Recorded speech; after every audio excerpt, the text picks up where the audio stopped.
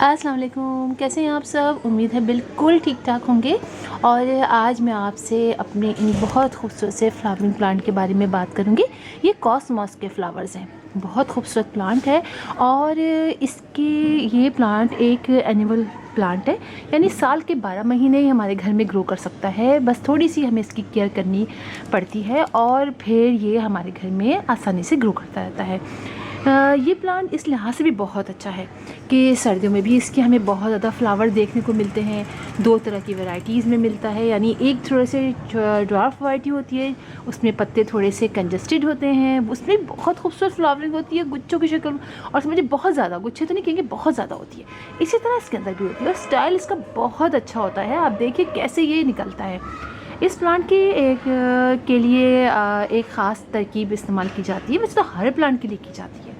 यानी ये कि उसको बुशी बनाने के लिए इसकी पिंचिंग करते रहते हैं हम, यानी इसको डेड हेड्स जो होते हैं उसको तोड़ देते हैं, तो इसकी मज़ीद निकलती फ्लावर्स निकलते हैं और फिर दूसरे फ्लावर्स बहुत खूबसूरत, मतलब उनकी ग्रोथ होती रहती है। आप ये देखिए कि मैंने यहाँ से इसको पिंच कर दिया था, तो यहाँ से एक था ऐसे ही, जैसे कि ये निकला है ना, ऐसा एक लंबा सा निकला था और उसको कट कर दिया। तो देखिए यहाँ से कट कर दिया, तो आप देखिए कि यहाँ मज़ीद कितने सारे इसके अंदर फ्लावर्स निकलने लगे। इसी तरह इसको भी कट कर दिया, यहाँ पर एक फ्लावर था, तो आप देखिए कितने सारे मज़ीद छोटे छोटे से मज़ीद कलियाँ सी बड सी बनने लग गई हैं। तो इस तरीके से ये प्लांट बहुत तेज़ी से ग्रो करता है और बहुत सारे जब इसमें फ्लावर्स एक साथ खिलते हैं, कुछ दिनों में आप देखिएगा बहुत सारे ये खिल जाएंगे। फिर मैं आपको दिखाऊंगी किसी उसमें कितने सारे खिल जाएंगे, तो बहुत ही अच्छा लगेगा। अच्छा, इस प्लांट में एक येलो कलर का फ्लावर होता है, उसका सीड मुझे मिल नहीं रहा, पता नहीं कहाँ चला गया मेरे पास से, और ड्वार्फ वाला था उसका भी नहीं मिल रहा। जैसे वो मिलेगा, और अब तो खैर सीज़न भी काफ़ी ज़्यादा खैर हो गया है, वो तो हम 12 महीने लगा सकते हैं, मैं भूल ही गई थी। तो मैं उसको लगा दूँगी, फिर मैं आपको वो येलो कलर वाले भी आपको दिखाऊँगी। इस प्लांट की हम बात करते हैं वाटर रिक्वायरमेंट की, तो हमें ये प्लांट को आप ये समझिए हल्का हल्का सा मॉइस्ट रखना है, बहुत ज़्यादा पानी नहीं डालना है। ओवर वाटरिंग से ये प्लांट ख़राब हो जाता है, यानी मॉडरेट पानी डालना है। अगर आपने सुबह पानी डाला और आप देखेंगे कि हल्का सा ड्राई हो गया है, तो कोई बात नहीं है, फिर आप शाम को डालिए। बीच में अगर ऐसा कोई खुश्क मौसम है और ड्राई हो तो मत डालिए, शाम को डालिए या फिर अगले दिन डालिए। थोड़ा सा इसको ड्राई की तरफ जाने दें, कोई ऐसा फ़र्क नहीं पड़ता है इसके अंदर। और अगर आप ज़मीन में लगाते हैं तो फिर आप एक दफ़ा खूब अच्छी सा पानी डाल देंगे, तो फिर अगले दिन पानी डालेंगे, थोड़ा सा ड्राई हो जाए कोई बात नहीं है। इसलिए कि ज़मीन में हमारे प्लांट जो हैं उनको ज़मीन से नरिशमेंट मिलती रहती है, ज़मीन से पानी वो जब करते हैं, लेकिन हमारा जो ये पॉट होते हैं ये बहुत छोटे छोटे होते हैं, इसलिए इनको जो है हमें फिर पानी का चेक करके डालना पड़ता है। बहुत ज़्यादा सूख जाते हैं तो फिर मैं प्लांट जो इनके इतने खूबसूरत लीव्स होते हैं ये ड्राई होने लगते हैं, फ्लावर्स भी जल्दी जो है वो ड्राई हो जाते हैं। लिहाजा आपने हल्का का मॉइस्ट रख दे तो ज़्यादा बेहतर रहता है इसके लिए। हल्का से ड्राई हो जाए तो कोई बात नहीं है, लेकिन बहुत ज़्यादा देर आपको उसको ड्राई रखना है। अच्छा, इसको जितने ज़्यादा आप ज़्यादा पॉट में, बड़े पॉट में लगाते हो उतना अच्छा है। अभी तो देखेंगे छोटा सा था तो मैंने इसको इसी पॉट में रहने दिया था। अब मैं इसको, तो ये काफ़ी बड़े बड़े हो गए हैं, तो अब मैं इनको लगा दूँगी थोड़े बड़े पॉट में। यानी मेरे पास जो अब 9 इंच का पॉट है या 10 इंच का जो पॉट है उसमें लगाऊंगी, या फिर एक बड़े पॉट में इनको मैं एक साथ लगा दूंगी तीनों को, तो वो ज़्यादा अच्छा लगेगा और फिर पानी का भी मसला रहेगा, और फिर उसके बाद मल्चिंग कर देंगे तो ये बहुत अच्छा रहेगा।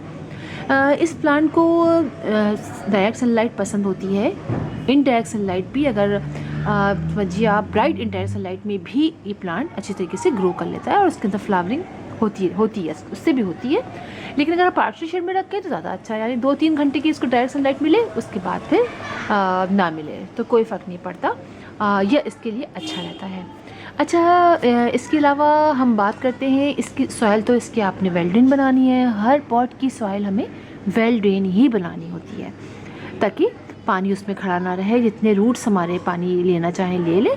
और बस फिर चूँकि हम कोकोपीट भी डालते हैं, कोकोपीट या कंपोस्ट डालते हैं, तो कंपोस्ट जो है पानी को होल्ड किए रखता है, जितना पानी एक्स्ट्रा होता है वो निकल जाता है और बाकी पानी उसके अंदर होल्ड रहता है। तो हमारे प्लांट को इतनी रिक्वायरमेंट होती है वो कोकोपीट से या फिर जो कंपोस्ट होती है उससे वो रूट्स जो है वो ले लेती है। अच्छा, इस प्लांट की सीड जो है वो अभी आप इसकी सीड बनने नहीं दीजिएगा, मैं भी सीड बनने नहीं दे रही हूँ। और सीड उस वक्त बनने देंगे जब पूरा सीज़न ख़त्म होने लगे या प्लांट हमारा मतलब सर्दियाँ थोड़ी प्लांट काफ़ी दिन का हो जाए और सीज़न सर्दियों का ख़त्म होने लगे, तो हम इसको वक्तन फ़वक्तन लगाते रहते हैं। ये नहीं है कि एक ही प्लांट को हम साल भर ग्रो करते रहेंगे, चलाते रहेंगे। इसके सीड्स मिल जाते हैं हमें, हमारे जब ये ज़रा सा फ्लावर्स हम इसका दिल भर जाए हमारा, तो फिर हम इसको सीड बनने देंगे। और सीड बनने के बाद फिर हम उसको सीड को रख लेंगे, सूखने देंगे, यानी फ्लावर्स हमारा सूखेगा, हम उसको ड्राई होने देंगे। फिर सीड जो निकालेंगे उस सीड को दोबारा लगा देंगे, तो फिर हमारे नेक्स्ट सीज़न के लिए ये प्लांट तैयार हो जाएगा। और गर्मियों में इसको आप ज़रा सा इनडायरेक्ट सनलाइट में रखिएगा, यानी जहाँ हल्की सी सुबह की मॉर्निंग की डायरेक्ट सनलाइट आ जाए तो वहाँ आप रख दीजिएगा, एक घंटे की डायरेक्ट सनलाइट मॉर्निंग की बिल्कुल।